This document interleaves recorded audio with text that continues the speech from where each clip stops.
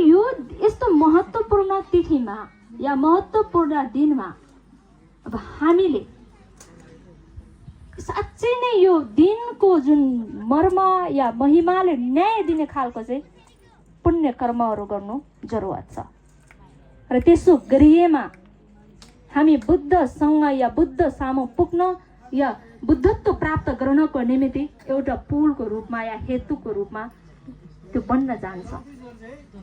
यसकारण पुण्य र विशेष गरेर बौद्ध दर्शनमा चाहिँ पुण्य र ज्ञान सम्भार यो दुईवटा चाहिँ महत्त्वपूर्ण कुराहरू हुन्। पुण्य चाहिँ के हो भन्दाखेरि हामीले कुशल कर्म गरेको सबैको सम्पूर्ण स्वार्थ रहित सर्व प्राणी हितका निमित्त गरिएको कर्मबाट प्राप्त हुने फल चाहिँ पुण्य हो।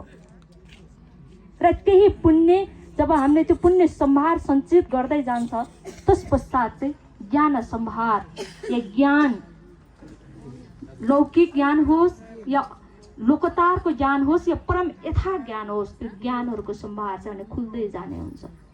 यसका